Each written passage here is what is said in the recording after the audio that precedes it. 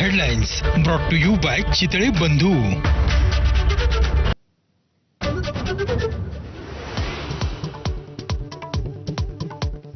पंतप्रधान मोदींच्या निवासस्थानी पार पडली उच्चस्तरीय बैठक. गृहमंत्री अमित शहा, परराष्ट्र मंत्री एस जयशंकर आणि एनएसए अजित डोवाल यांची उपस्थिती. 1 तास मंथन.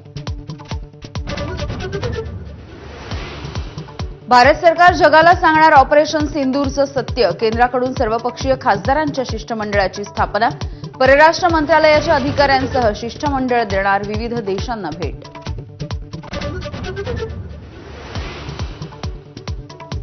सिंधू जलकरार स्थगित केला हे दुर्दैवी. केंद्र सरकारने निर्णयाचा फेरविचार करावा. महबूबा मुफ्तींनी तोडले अकलेचे तारे. तर पाकिस्ताननेही शिमला करार स्थगितीबद्दल विचार करण्याची गरज. मुफ्तींचं वक्तव्य. ऑपरेशन सिंदूरच्या दरम्यान भारतीय हवाई दलानं पाकिस्तानच्या 5 विमानांना दाखवली जमीन. 2 JF-17, 2 मिराज आणि 1 अवेक्स विमानं केली नष्ट.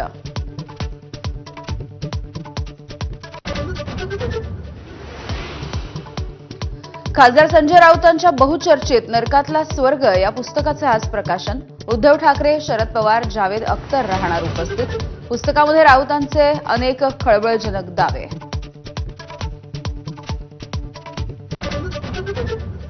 ठाकरेंच्या शिवसेनेच्या आमदार, खासदार आणि जिल्हा प्रमुखांची आज महत्त्वाची बैठक. स्थानिक स्वराज्य संस्थांच्या निवडणुकांच्या पार्श्वभूमीवरती उद्धव ठाकरे स्वतः घेणार आढावा.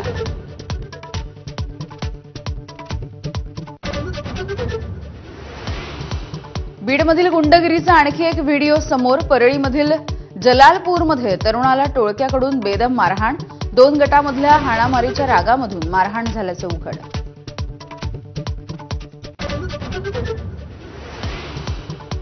क्रिकेटसाठी योगदान देणाऱ्या दिग्गजांचा वानखेडेवरती गौरव. शरद पवार, अजित वाडेकर, रोहित शर्माच्या नावाने स्टँडचं नामकरण. तर एमसीएचे दिवंगत अध्यक्ष अमोल काळेंच्या नावाने ऑफिस लाऊंज.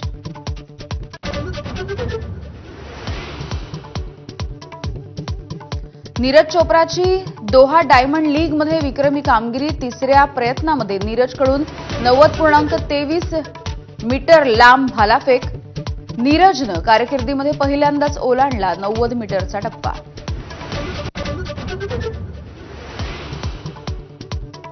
भारत आणि पाकिस्तानमधील संघर्षामुळे स्थगित केलेली आयपीएल आजपासून पुन्हा एकदा सुरू होणार. आज आरसीबी विरुद्ध केकेआर सामना. 3 जूनला अंतिम सामना.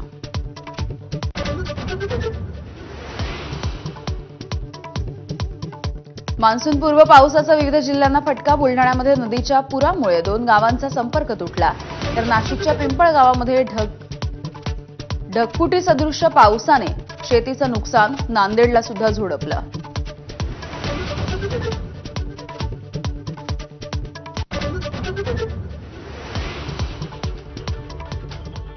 नमस्कार, सुप्रभात. मी यामिनी दळवी. बुलेटिनमध्ये तुम्हा सगळ्यांचं